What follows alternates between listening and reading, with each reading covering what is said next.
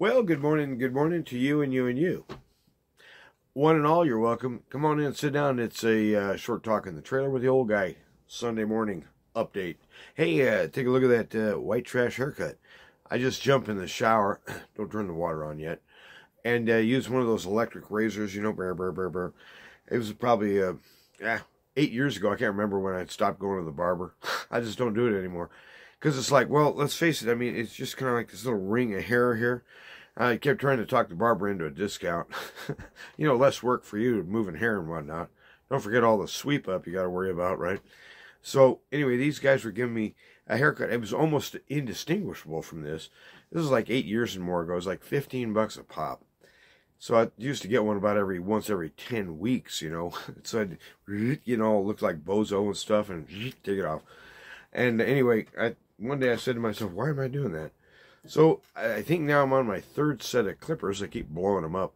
I keep buying cheap clippers. Have you noticed they blow up? They just quit cutting. I mean, it's like it makes noise, blah, blah, blah, but just pulls them out. Oh, ow, ow. So this time I broke down and spent like 78 bucks or 81 bucks for a new clipper. This is probably 2 months ago, more, maybe 3 months. I can't remember. And so far, I've been pleased with it. And I trimmed up the beard here. Getting ready to go on to church today. We went down to, that's me. I went down to Village Inn this morning. Had a pretty nice breakfast. And I just thought to myself, the way that world events, history, and all that stuff is tending, I do tend to talk about that a lot. But, you know, I got to thinking what we really need to do, and I keep coming back to this, don't I, is that we need to cut down our web time.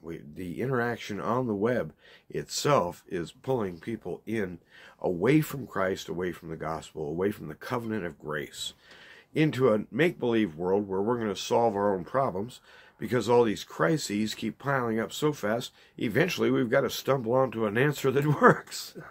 We've got so many crises exploding around the world all at once. Refugees over here, drugs coming in over there, international plots over here, wranglings by people in high places to establish control over dollars and all transactions, all kinds of junk, not to mention, you know, wars and stuff breaking out.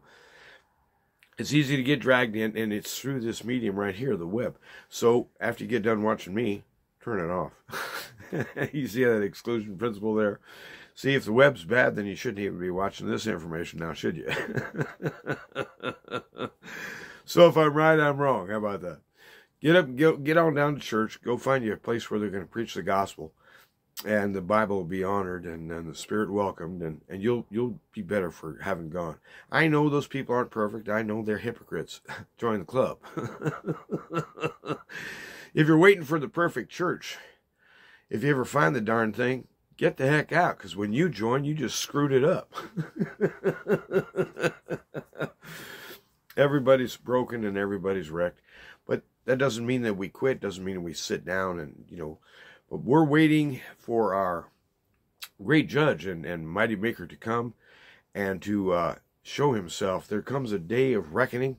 And so in the prophetic office of the church, this was often the case, that the idea of impending judgment was coming upon, say, the land of Israel or a given nation for the sins that they had participated in, and a payback, essentially, from on high. Well, that's kind of fallen out in the modern analysis. Let's face it, when was the last time CNN or one of the talking heads you recognize on TV ever mentioned that, oh, by the way, all of the works of humankind are coming up for judgment, and that with violence. He's going to tear everything down that displeases him, and that's everything that even has a whiff of sin on it, which means everything.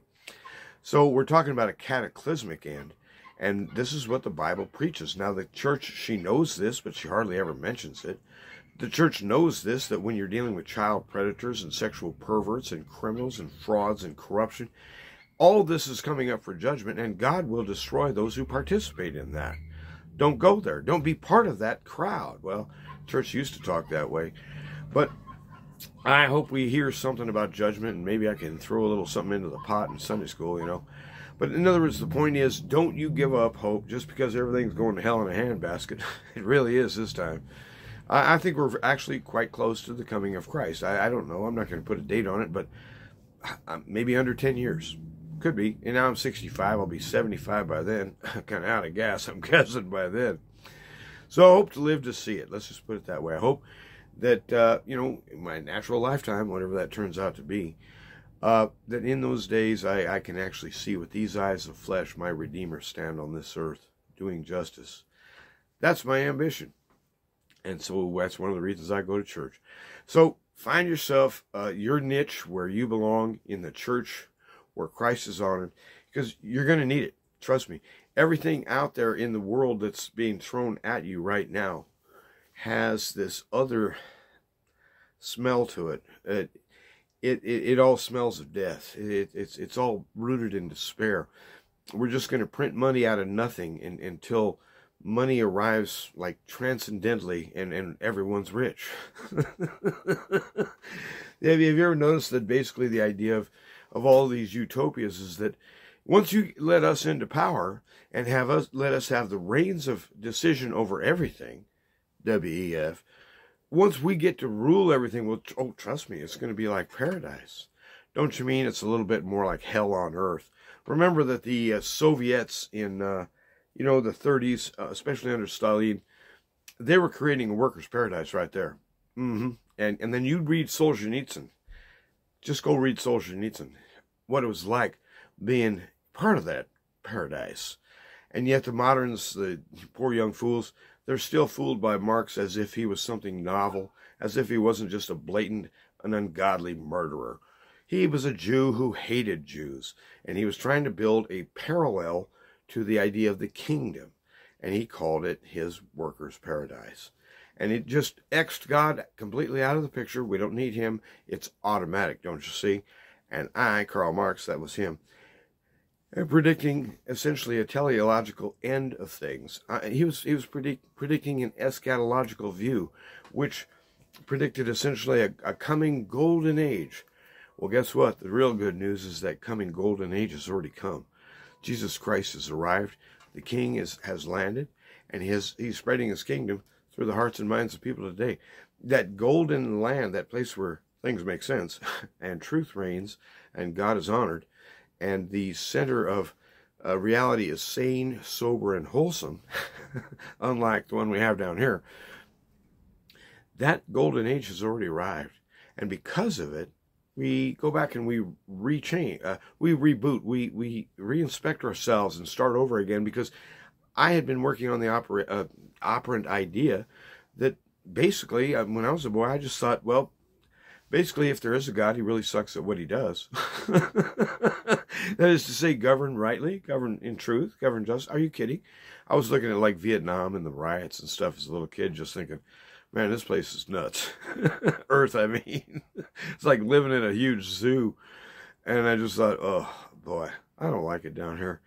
But I always wonder, what am I supposed to be doing here? I don't get it. I mean, will you just give me my job description, let me get the job done, and leave? A little bit like, when you're in school. You finish the assignment, get up, walk out. I thought, well, that was the way life should be. If I can just get done the stuff I'm supposed to do, can I leave? I hate it. And he says, blessed are you who hate your lives in this world. Nobody else in the world ever talks like him. He's the best. Jesus Christ at the center. The church is saying that we worship you, the Father, the Son, and the one true God. And in your justice and in your mercy, you shall be vindicated. It isn't about whether I live or die.